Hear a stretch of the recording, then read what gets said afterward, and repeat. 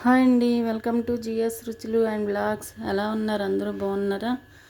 నేను కూడా చాలా బాగున్నానండి.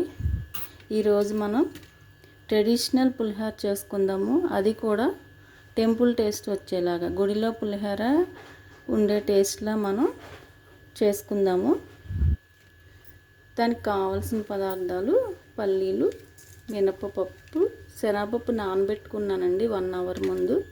మెయిన్ ఇంగ్రీడియంట్స్ వచ్చేసి మనకి గుళ్ళో పులిహోర టేస్ట్లా రావాలంటే మెంతిపిండి అండి. చిన్న స్పూన్ మెంతిపిండి తీసుకున్నాను, చిన్న బెల్లం ముక్క, మనకి ఇంగువ. మీకు కావాలనుకుంటే ఆవపిండి ఫ్లేవర్ కావాలంటే దీంతో సమానంగా ఆవపిండి వేసుకోవచ్చు. ఎండుమిర్చి, పచ్చిమిర్చి, కరివేపాకు. ఇప్పుడు ప్రాసెస్లోకి వెళ్ళిపోదాం. 2 నిమ్మకాయలంతా చింతపండు నానబెట్టిన గుజ్జు తీసి పెట్టుకున్నాను.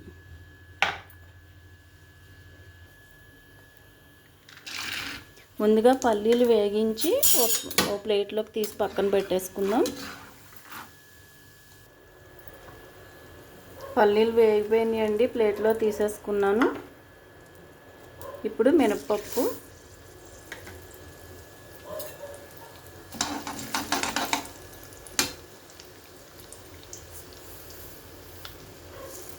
ఆవాలు,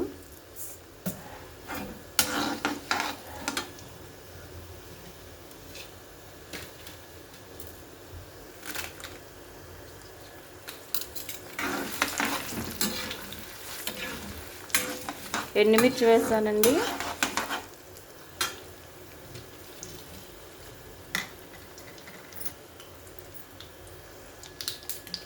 ఆవాలు చిట్పట్లాడాక కరివేపాకు,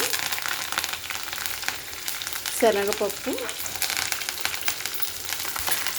నానబెట్టుకుంటే బాగుంటుందండి.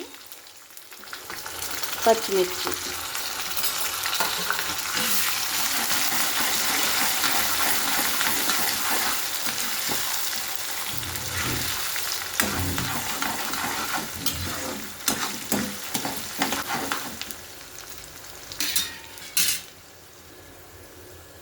పసుపు వేస్తున్నాను.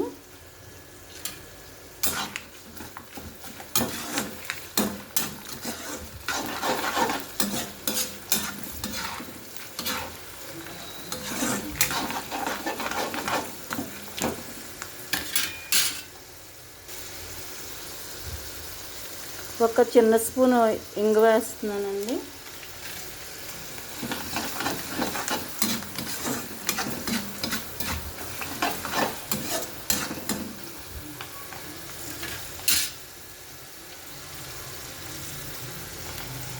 చింతపండు పులుసు, 2 పెద్ద నిమ్మకాయలు చింతపండు నానబెట్టుకుని గొజ్జు తీసుకున్నాను.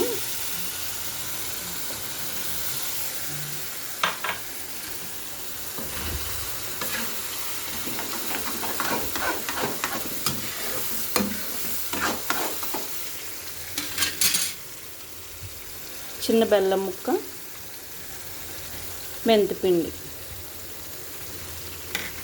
మెంతిపిండి ఫ్లేవర్ చాలా బాగుంటుందండి. అసలు చేదు అనేది ఉండదు, కమ్మగా మంచి స్మెల్ వస్తుంది.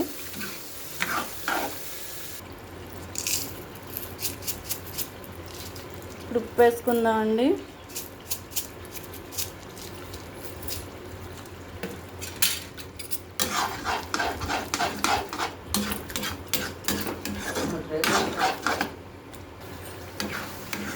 అయిపోయిందండి, దగ్గరికి వచ్చేసింది.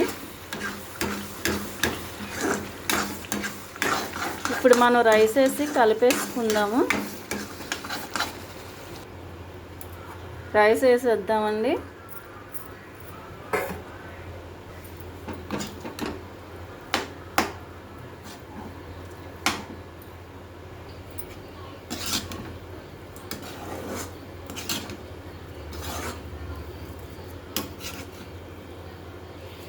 మనం ముందుగా వేగించి పెట్టుకున్న పల్లీలు వేసుకుందామండి.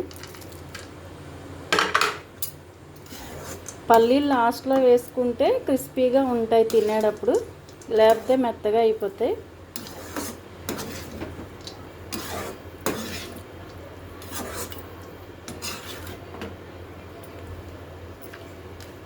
మెంతిపిండి, బెల్లం, ఇంగువ అండి 3 వేసుకుంటే సేమ్ మీకు గుళ్ళో పులిహోర టేస్ట్ వస్తుందన్నమాట.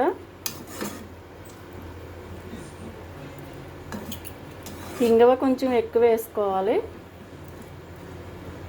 అయిపోయిందండి. ఇప్పుడు సర్వింగ్ బౌల్లోకి తీసేసుకుందాం. అయిపోయిందండి. మనకి గుళ్ళో పులిహోర టేస్ట్లో ఇంట్లోనే చక్కగా చేసుకోవచ్చు. ఇలాగా తప్పనిసరిగా ఈ స్టైల్లో ట్రై చేయండి. ఎలా ఉందో కామెంట్ బాక్స్లో కామెంట్ పెట్టండి. వీడియో నచ్చితే లైక్ చేయండి, షేర్ చేయండి, సబ్స్క్రైబ్ చేసి నన్ను సపోర్ట్ చేయండి. Thank you.